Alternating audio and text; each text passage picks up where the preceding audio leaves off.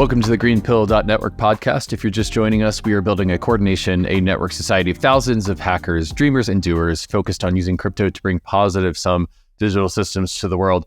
This podcast features the people who are doing it and is published every Tuesday and Thursday. If you want to learn more, visit our website at GreenPilled.network, where you can download the GreenPilled Book for free, join the Discord, and become a member of your local GreenPilled.network chapter. My guest today is Timber Schroff. Timber was a core researcher with Summer of Protocols. He has worked as an analyst in the Canadian public sector for the past 4 years, contributing to large-scale safety, policy, and economic development projects.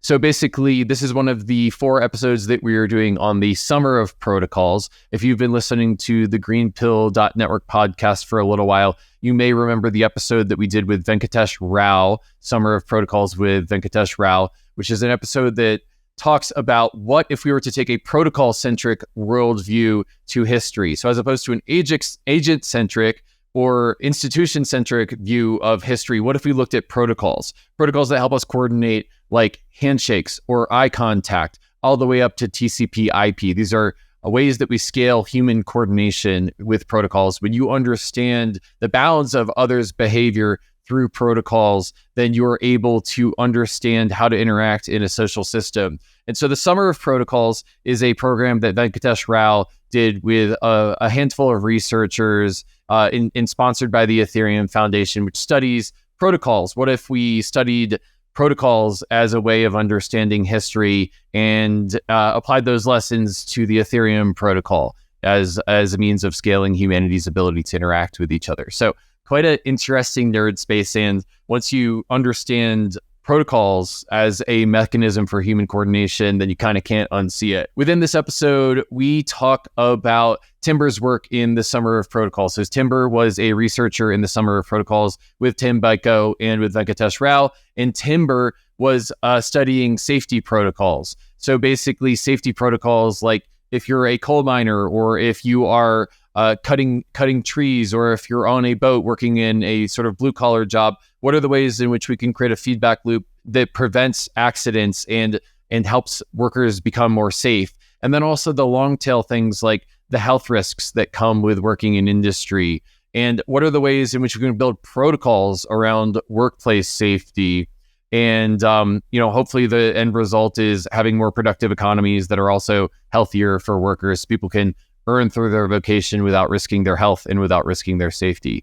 So I just found Timber to be a really, really articulate thinker when it comes to health and safety, but also when it comes to protocols. And I'm just so nerd sniped by Summer of Protocols and Venkatesh Rao and Ribbon Farm that I'm really enjoying this episode, and I think you're going to as well. So without further ado, I give you Timber. ValleyDAO is an open global collective working to finance and democratize the governance of synthetic biology technologies to protect the future of our planet. Research and progress into synthetic biology is critically constrained by the world of nation-state regulations and bureaucracy from middlemen. But the potential that synthetic biology has for the world is massive. It can produce a world in total harmony with nature. We can grow stuff using cells like software. It's awesome. And the best part is we no longer have to pull carbon out of the ground to grow and maintain civilization. Don't you think we should be funding this? ValleyDAO does, and that's what they're here to do, to try and make the SolarPunk world of tomorrow a reality today. So join ValleyDAO right now and save the planet at valleydao.bio. Hey Timber, how's it going? Good, thanks for having me on. Really delighted to have you on. So can you take us inside of the headspace of Summer of Protocols to start? What was the program? What were y'all doing in Summer of Protocols? Just take us inside of that headspace. Summer of Protocols was kind of like this little short-term think tank of a bunch of people that Venkatesh and Tim and other people from the Ethereum Foundation got together to do a series of theses on protocols. And the reason for this was the Ethereum protocol and the people working on it didn't really understand what they had in front of them sometimes. They're like, what is a protocol really? So that's what the 12 researchers were focused on. One of the reasons that this was so interesting for all of us was historically a lot of explanations for how we got here today are done through the lens of either agents or macro level trends. So you're looking at economic forces, geographical forces, or great man theories where somebody had just an outsized amount of willpower. But one lens that was missing from a lot of these analyses was protocols, which are the, as I like to define them, the patterns of constraint on human behavior that have social benefits outside of the immediate follower of the protocol. So just getting a bunch of smart people in a room for a few months and seeing what we could crank out. I think so. We had Venkatesh Rao on the podcast, maybe 50 episodes now, and I'll have a link to that episode in the show notes. But the one thing I remember from that episode is Venka saying that history is great man focused, institution centric, agent centric, and protocols as a coordination device are understudied.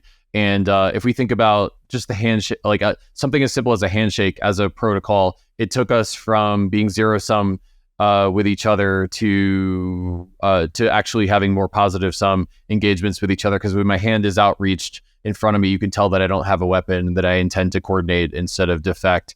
And so extrapolating that by studying protocols and the development of protocols, we can see how humans scale civilization and create more positive sum games with each other. And like, I'm thinking about protocols as anything from like TCP/IP, which is a protocol that we're recording this episode on, all the way down to simple things like handshakes or eye contact or things of that nature. So I'm just trying to play that back for the audience so that they can really get in the headspace of Summer of Protocols. But if you have any other tips for how to get into the headspace of Summer of Protocols, would value hearing about them.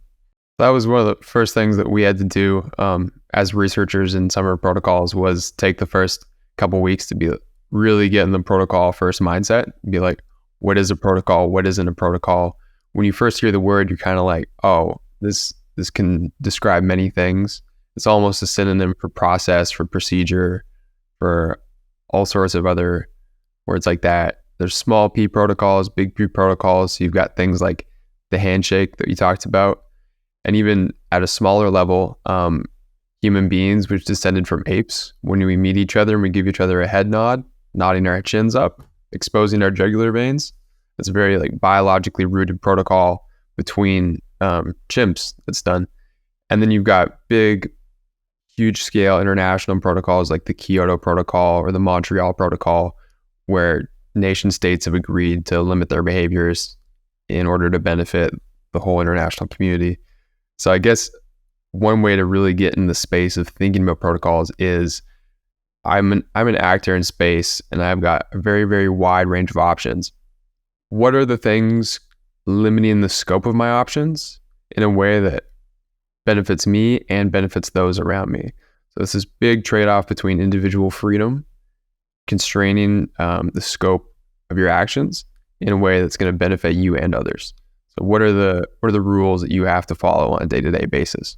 And just having protocols that are in everyone's mind in society really help you create predictability about what other agents in a system are going to do. I'm imagining, like, I was just flying across the country a couple days ago, and just like the queue, like a line going to get on the plane is like a very basic protocol where I can expect there's bounds to the behavior that the other agents are going to have there, and it creates predictability in how we interact in group environments. And oh man, when I started thinking in terms of protocols after I did the episode with Venkatesh, it was like that scene in The Matrix where Neo sees the code behind everything, and like once you see it, you can't unsee it.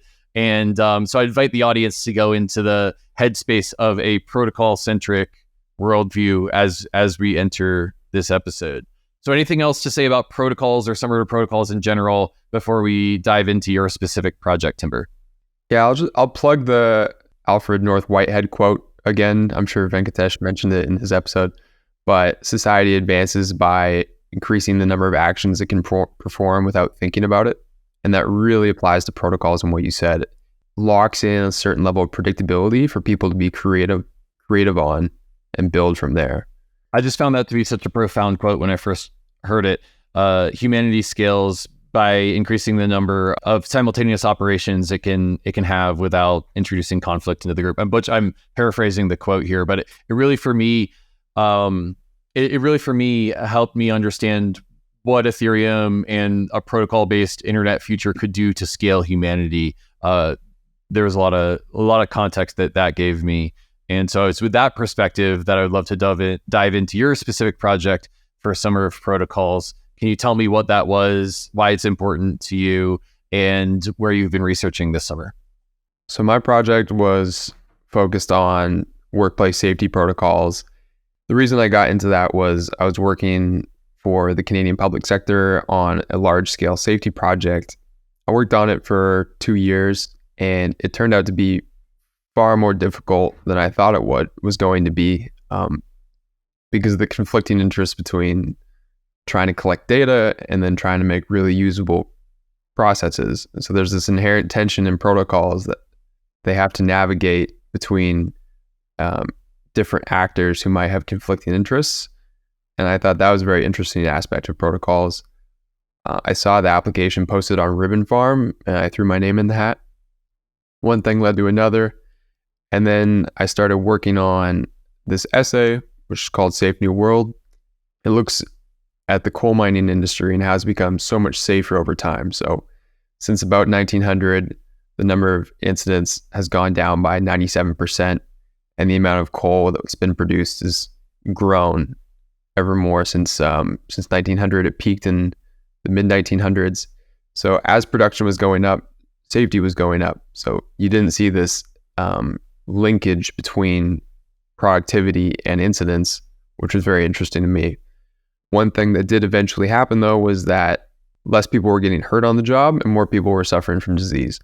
So there was this transition from, okay, we started to make protocols that were very, very effective, like early basic mining protocols like the canary in the coal mine. It was a very entry-level safety protocol in workplace safety.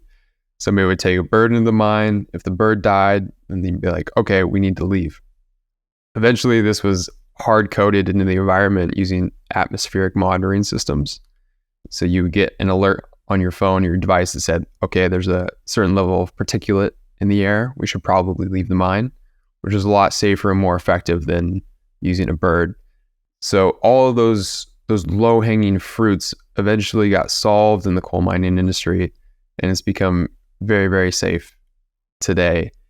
And my project was looking at, rather than using an economic lens or a geographical lens or an agent-centric lens to look at this change in safety, I took a protocol-focused approach, which said, okay, how have the specific protocols changed over time? How have the patterns of constraint on workers' behavior evolved to get us to a point where you're more likely to die of heart disease if you're a coal miner than an explosion, which was unprecedented 100 years ago. I mean, I think you're really solving for this trade-off space where in order to make a living, in order to have a vocation 100 years ago, you're risking your life. And the fact that we've increased our workplace safety by having these safety protocols, I think really puts into context a sustainable way to do this and to eliminate that trade-off space. And just think how far we've come over the last 100 years because of these safety protocols really kind of fills me with hope for how we can solve modern day problems by introducing protocols into everyday life. I'm curious why this was an important problem for you to solve. Do you have work experience in workplace safety? Do you have a background that is related to this? So I went to business school, and then after that, I helped set up a not-for-profit research center called the Quantum Algorithms Institute in BC. COVID struck. I moved home to my hometown of Whitehorse, Yukon, way up in northern Canada, and I got staffed on this safety project where I worked for about 3 years on it.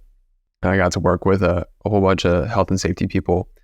The reason continuing to work on health and safety has been so important to me is because I had this realization during the project that we're so much safer than we think. And there are a few interesting dynamics that lead us to over-focus on safety and under-focus on the biggest issue to our health today and our longevity, which is chronic disease.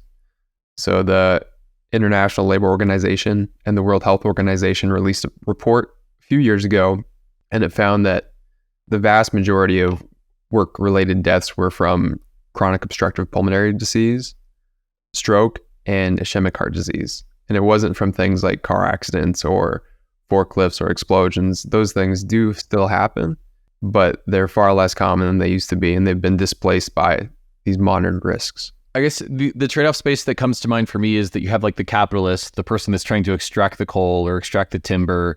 And in order to extract that resource, they have to hire people. And there's almost like a trade-off space where the capitalist is, they want to, the first and foremost, they want to extract as many resources as possible. But secondarily, they want to have workplace safety, because they have empathy for the people that work for them in the best case, or like in the worst case, they just want to have less costs of people getting injured. And I'm wondering if like if workers can be more aligned with the capitalists in a world in which there's instant feedback of like, oh, this mine exploded, or this person's hand got chopped off by heavy machinery, versus things that are a little bit like long-term externalities, like health benefits or chronic pain that doesn't show up until later. Is the lack of an immediate feedback loop, does that make it harder to coordinate around these workplace safety protocols? And is that why we're only now getting to solving the longer term issues?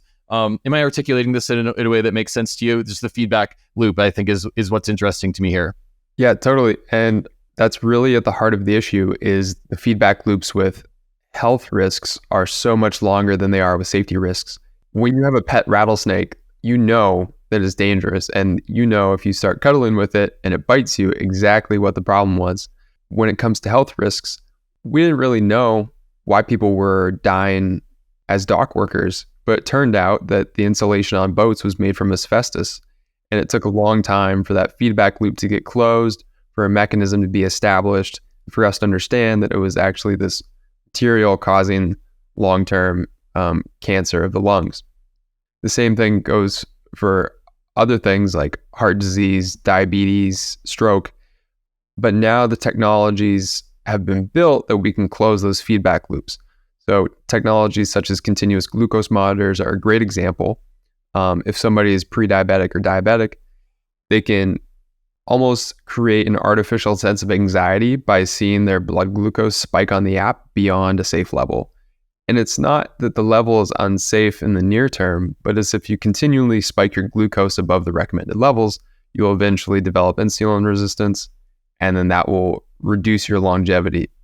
So it's shortening the feedback loop through artificial mechanisms, and then establishing a protocol to keep you within the bounds of behavior that does not create risk factors for your long-term health. I guess through technology, just proactive monitoring of these things. Once we know that asbestos causes lung cancer, then you can measure their particulate in the air. So it's a matter of mapping out what the long-term health implications of these workplace safety situations are, and then creating preventative monitoring and measuring in order to create healthy workplace environments. Is that the core crux of it, or is regulation needed to make sure that workers are actually protecting the health of their workers? Does it vary by geography?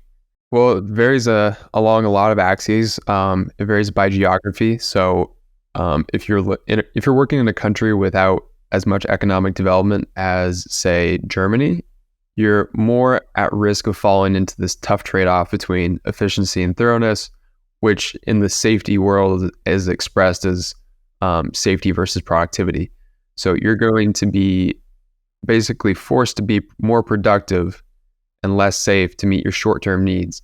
Your short-term needs are about converting your labor into capital so you can purchase goods that will keep you alive for the next 2 years and keep your family alive, rather than trading off a little bit of productivity for increased safety, which will keep you alive over 10 or 15 years. The horizon of your concern is much shorter if you're working in a poorer economy. Another angle is regulation. If you've got capture of government and policymakers from industry, you're also going to run into an issue where this, again, the productivity safety trade-off, but at a different level. So it's not the individual, but it's regulators who are saying, okay, we're getting our pockets lined by some corporation. This is happening in Pakistan with coal mining today. There's a big capture of government by industry. Like, I think some high up director in Pakistan is like one of the biggest owners of coal mines there, and the conditions are horrible. Nobody should have to work there. So that's another axis.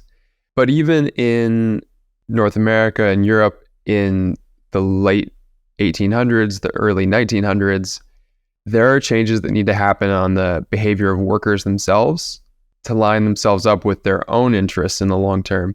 And the classic example of this was smoking in coal mines. The U.S. Department of Mines, the U.S. Bureau of Mines, at the time, instituted a ban on smoking in coal mines because it's incredibly dangerous, both to people's health.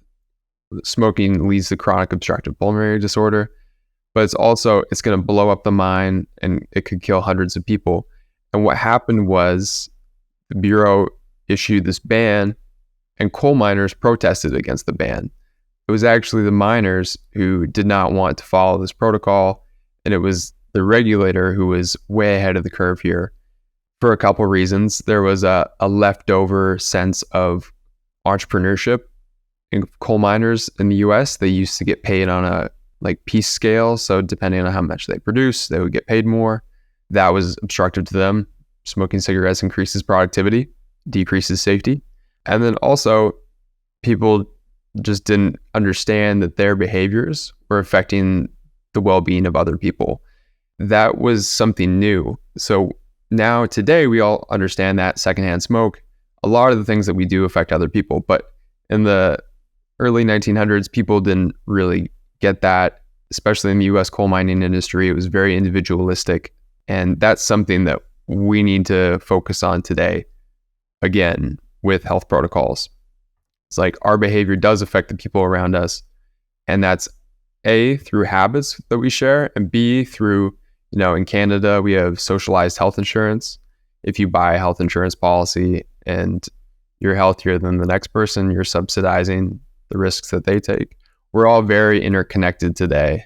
I think we need to keep sight of that as we move forward. So there's the regulatory angle, there's economic angle, there's just a behavioral angle. All these things need to get considered when we're making new health protocols. What are some health protocols that you've seen be really successful? I'm wondering where you've seen an actual embrace of the protocols, and especially in the last 5 or 10 years in which we have social media to coordinate, and there's internet conspiracy theories about COVID masks and stuff like that. What have you actually seen be really successful here? This is another angle I didn't get to, but yeah, the polarization of some of these things can be really intense because it's a lot about behavior. There's a big cultural element. One of the ones that I have seen be effective, though, is there are two. The first one I think is more effective, but it's many companies are giving allowances for activity-based purchases. I've seen companies provide their workers all with bikes. Everybody that starts gets a bike. Get a bike lock. Governments, companies paying for running shoes, paying for smartwatches, paying for all these things to encourage people to get more active. One of the best things you can do for your health is get your steps in. We evolved and succeeded largely because we could walk upright, and being upright was the key benefit there. But we're also very good at walking, and we've been forgetting how to do that over the last 50 years. And so companies who encourage their employees to get out and move more, I think has been a pretty effective one. There are also some protocols around what kind of snacks are being provided in the office. So switching from, donuts and cookies, which are have very high glycemic indexes, to things that are more fibrous, like vegetables.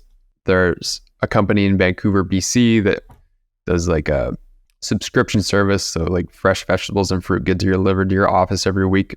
There's all sorts of innovations happening around the fringes, but I think there's still a big lag in terms of how important this stuff is and the amount of stuff that professionals are focusing on it. In large institutions, I'd say as soon as you get over the size of about 1,000 people, corporate health and safety teams are way too safety focused and not nearly health focused enough. I wonder if that's driven by there's more liability with safety issues as opposed to health issues, but that's maybe the cynic in me. It could be. A lot of the literature suggests that what you were talking about earlier, there's this trade-off between capitalists and laborers, and the capitalists want to maximize productivity, and safety is kind of a secondary feature of work. And what happened, at least in the US in the late 1800s, again, early 1900s, was a campaign to show increasing safety improved productivity, and it was a worthwhile investment. And at first this was okay, it's so unsafe that if you gave people gloves and hard hats, you would recognize a return on that because the material costs are so low and you'll stop people from dying at work. Over time, I think the government had to implement more fines to make the cost benefit trade-off like steeper. And that has continued to happen. So there are still really big fines for safety. And there are fines not just for problems with safety, but there are fines for not being compliant with preventative safety measures. If somebody gets hurt on the job and there's a fine for that, that's one thing. But today there's also fines for not supplying your employees with hard hats or gloves, say. Yet those fines don't exist for health-related issues, say stroke, heart disease, COPD. It's less clear who's liable because a lot of the things that contribute to those happen outside of work, ostensibly. So establishing liability is very tricky in this area. I've got a couple terms on our prep doc here that I'd love to rattle through and have you define. Could we start with dynamic non-events? Yeah, dynamic non-events are kind of the core, one of the core concepts in my essay. It was a term coined by Carl Weick, who was a management theorist.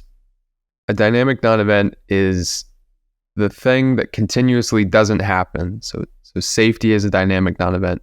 When you are driving a car and you don't get in an accident, you're sustaining a dynamic non-event. The reason it's a non-event is because the event is defined as the accident. So if you get a fender bender, there's been an event. If you don't get in a fender bender, it's a non-event. The reason it's dynamic is because you are always in varying proximity to an event. You might be very close or very far from a fender bender. You could be very close to a minor one, or you could be very far away from a really big one. But the important thing here is that there's a lot of variation in how you perform an action, which makes the events and non-events dynamic. We only notice something's an event when the predicted level of performance falls below our expectations. So if we're driving, we don't really expect to get in an accident or even scrape our car. As soon as something negative happens, we pick it up on our radar and it becomes an event. We can get very, very close to that threshold, not even notice it because nothing bad actually happened.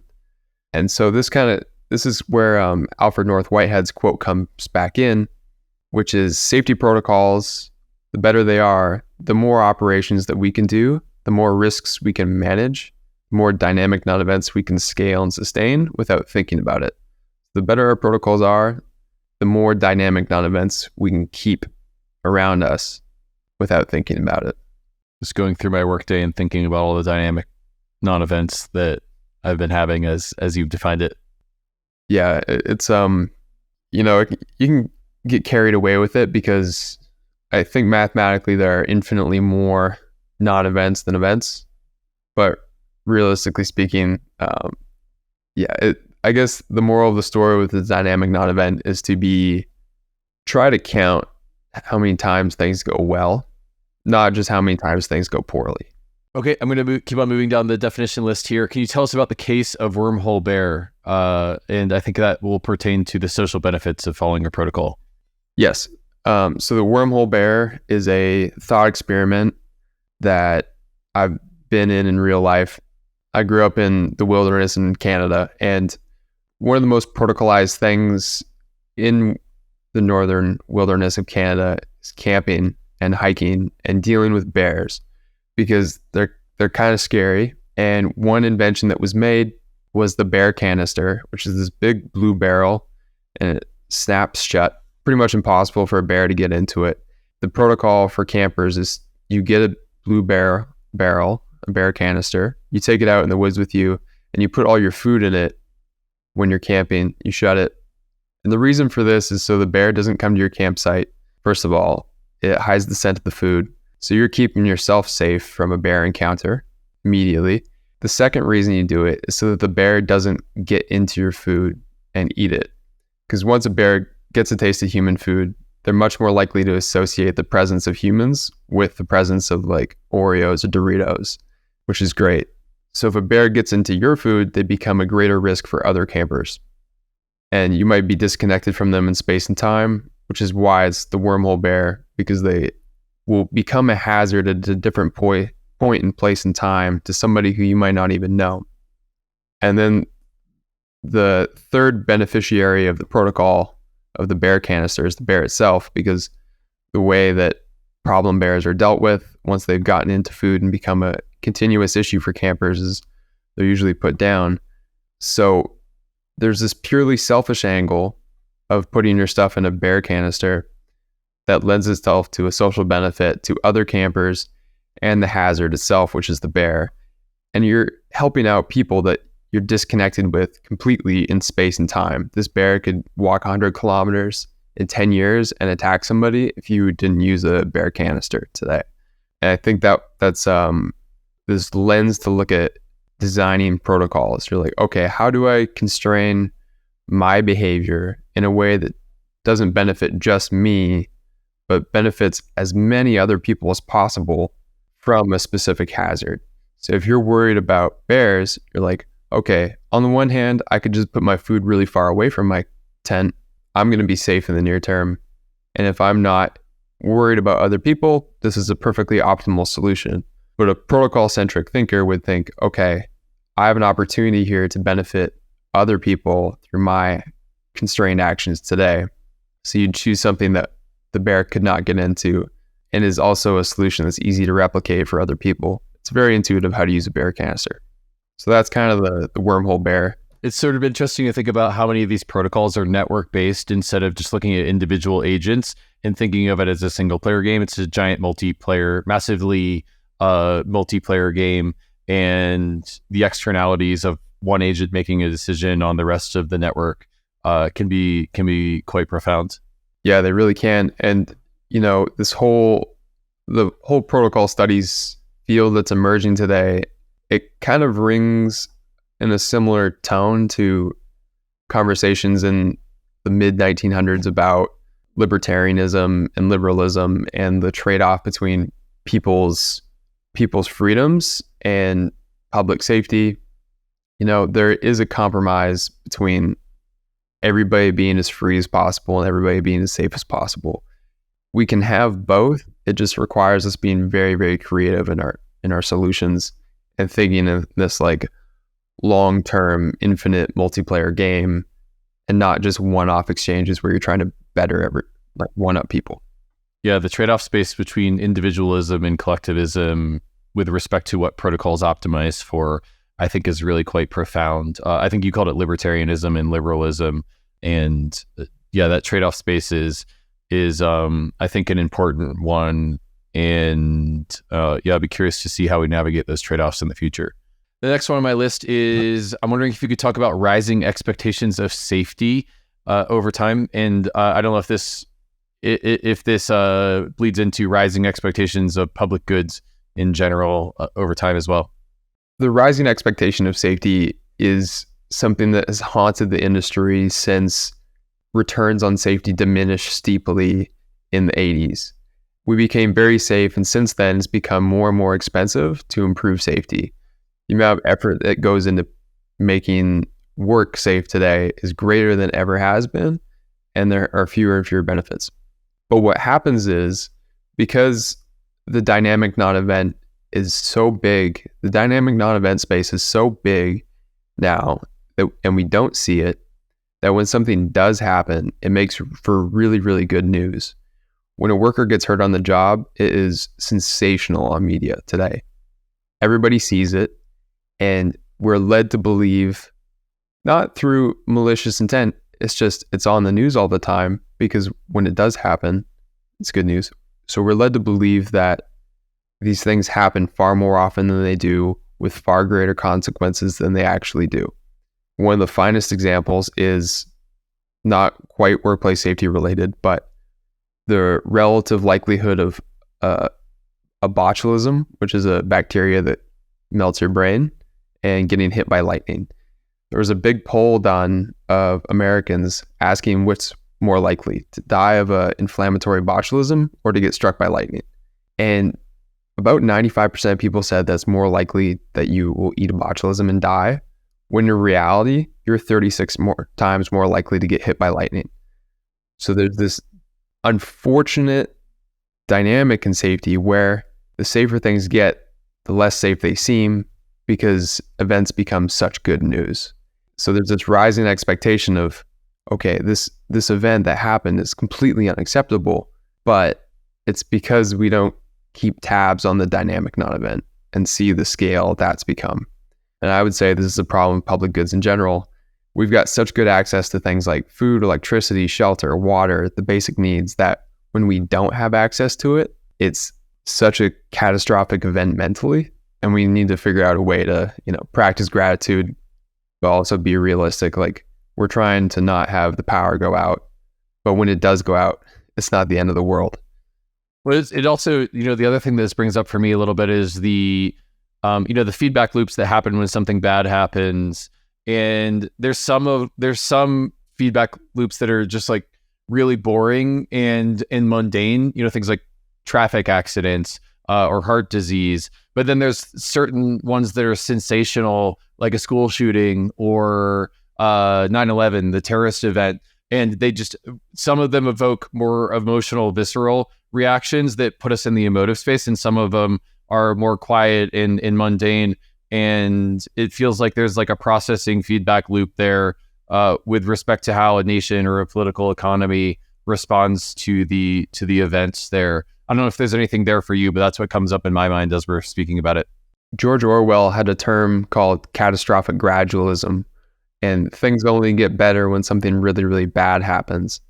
And sometimes really, really bad just doesn't happen in areas like heart disease. It's one person at a time, one person at a time, one person at a time. There's no catastrophe that leads to a big change. Versus in other areas, it's only ever a catastrophe. When there's a school shooting, that's a horrible thing. And it's just kind of how it is. There are some things that we find to be really, really off-putting psychologically, and we will invest more resources in mitigating that.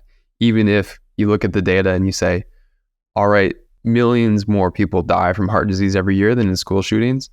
But at the scales, we measure things sometimes not with data, but how it makes us feel. And whether or not that's good or bad, I feel like I'm not at liberty to say, but it's something that people trying to improve the world, how they see fit, need to take into account. All right, let's keep grinding through these. I'd love to talk next about wearables and closing health feedback loops. I think there's a lot of dynamic non-events that could be tracked on an Apple Watch or a heart rate monitor or something like that. So I'm wondering if we could dive deep on that.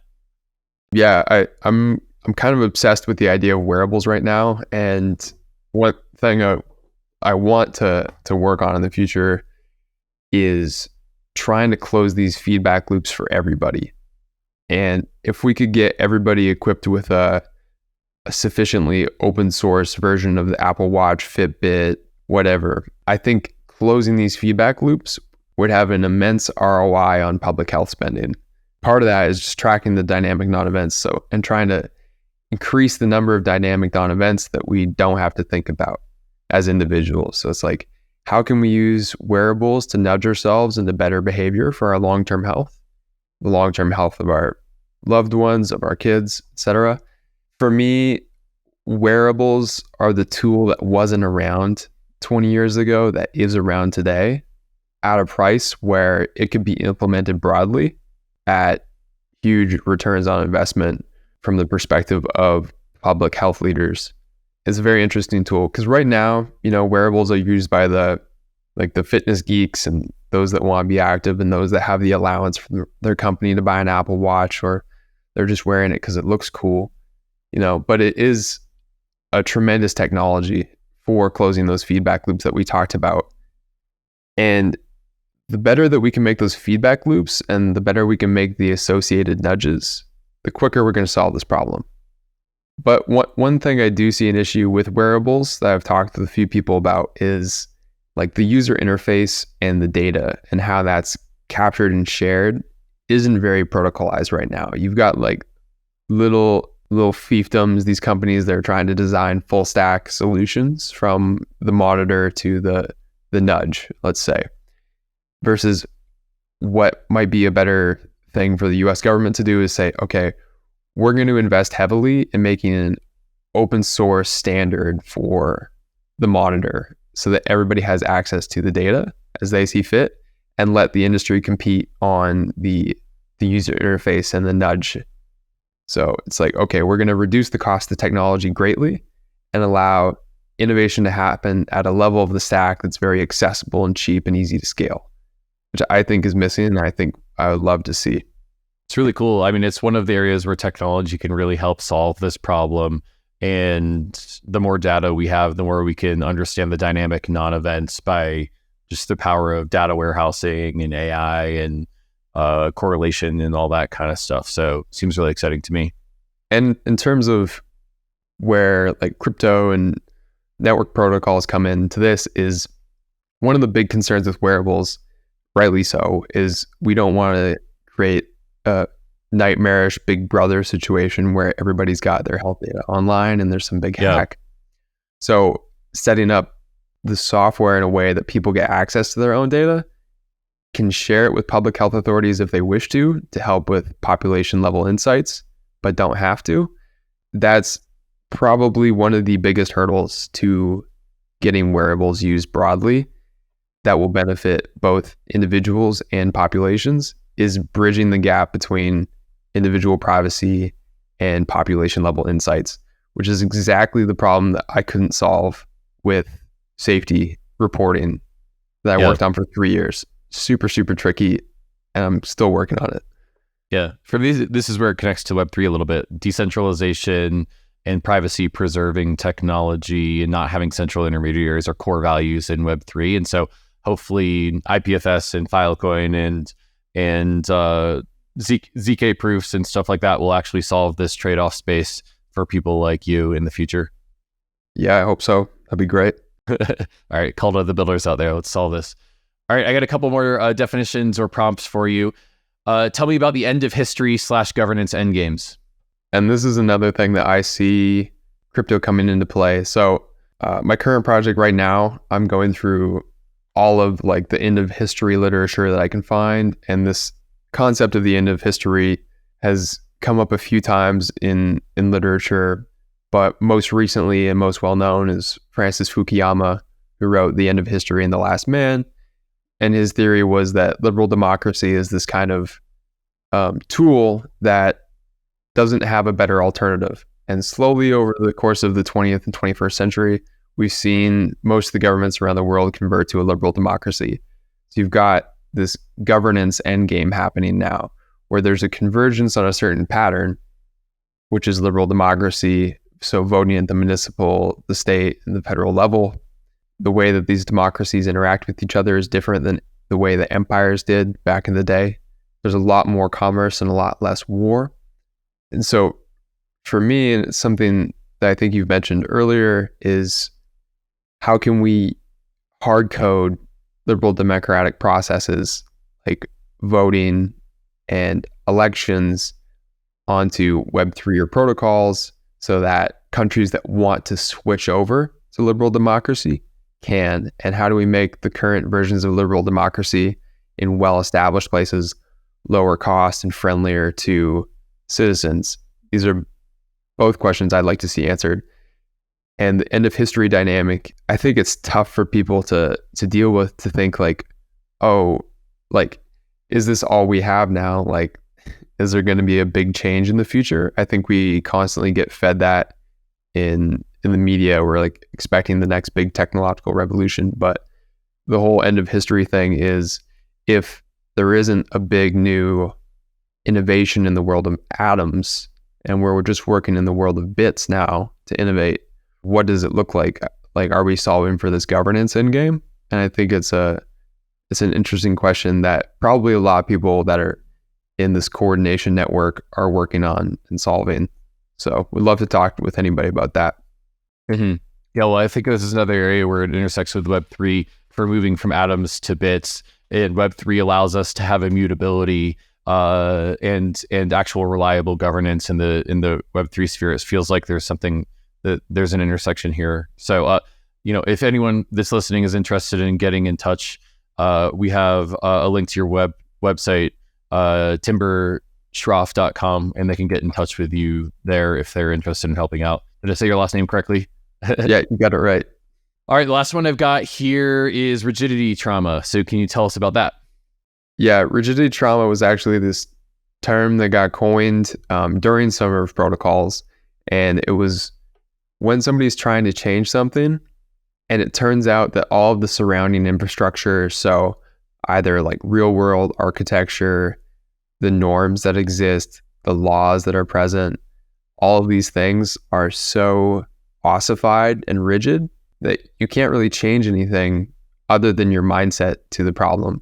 And I think that can be very difficult for people who have this bent in them that want to change the world around them in a really fundamental way, because many parts of the world are more rigid than you think. This happened to me working on safety processes. People's behavior is incredibly difficult to change, and it's not going to change overnight. So I had a little bit of, trauma when I came into contact with this rigid process that I couldn't affect at all. And I think it's something important for people to keep in mind if they're working on protocols and building them in the real world. When you run up to something that's rigid, yeah, your first instinct will be frustration, but it's also a sign that you need to point somewhere else, orient yourself elsewhere, and find a less rigid spot to work on in the same system. But it is kind of an uncomfortable experience, and I think a lot of people have a problem dealing with it, especially if they've been learning history from an Asian-based perspective and they've got a very individualistic mindset towards things versus a more systems level approach. Let's see. I got a bunch more notes here, and I guess you're closest to this. You're more closest to me, so I guess I'll just ask a completely open-ended question. Is there anything I didn't ask that you want to say? What are the highest leverage points here that you discovered in your research? I'd say that the highest leverage point is closing feedback loops on health issues. So we just need to find a way to connect like the top 3 work-related causes of death with mechanisms and close those feedback loops and induce people into changing their day-to-day behaviors that reduce risk factors. Yeah, that makes a lot of sense for where we are now and sort of how you describe the historical arc of going from safety to health. I'm wondering if we could connect the dots a little bit here to this audience. Obviously, it's really important for coal miners and people who are doing physical work like timber cutting and to make them safe and healthy long term. But I'm wondering if we can connect it to people who are remote workers. I'm a desk jockey. I'm a software engineer. I spend 10 hours a day on the computer. And I'm imagining the dynamic non-events that I hit are just the psychological, not trauma, but just it wears on you being on a computer and not having human contact every day, social media and misinformation, the mental health issues that happen with social media. I'm wondering if we can kind of connect the dots with that audience, of which I'm assuming a lot of the podcast listeners here are there any sort of health and safety protocols for people who are desk jockeys like myself that this really connects for you? I mean, for sure. And I'm a desk jockey myself, so I spend a lot of time thinking about this. I'd say the top 3, number 1, get your steps in. It's something that a lot of desk workers struggle with, like getting away from the desk. And if you really struggle getting away from the desk, put a treadmill under it, walk. 2, like get outside, touch grass, spend time with other people, IRL. It's really valuable. Even, I'm a pretty big introvert, but like even going for coffee with a friend a couple times a week, super great for mental well-being. And remember, take care of your body. You were meant to move, not bow to your computer every day. So you're in this long-term relationship with your computer. So making sure that you're like having good posture and interacting with it appropriately is a good idea. But it tickles my brain a little bit, a long-term relationship with my computer, but you're absolutely right. And it's apropos that we're having this conversation over a computer.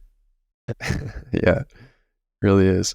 One of the things that will be coming out with the Summer of Protocols essays is a card deck that I helped make with one of the affiliate researchers, Shoya Gong, and it's got a bunch of protocols, and some of them are targeted at the long-term health of office workers and desk jockeys like us. So stay tuned for that.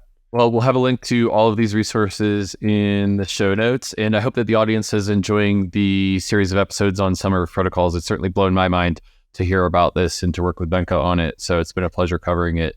Anything else that you want to say before we wrap? No, just thanks for having me. Thanks for giving this project a little bit of publicity. Yeah, you bet. All right. Well, thanks so much, Timber. Thanks for having me on.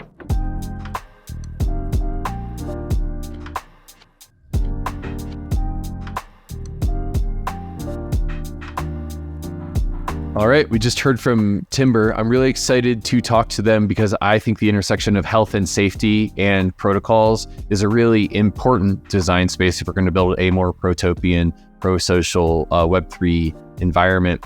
Thank you for listening to the GreenPilled.network podcast. Again, we are featuring people who are building a coordination, a network society of thousands of hackers, dreamers, and doers, building crypto that is positive sum digital systems for the world. And I think that Timber and the work that they have done on Safe New World is a great example of that. If you value our work, please remember to subscribe, rate, and review, and we will see you next time. Peace and love.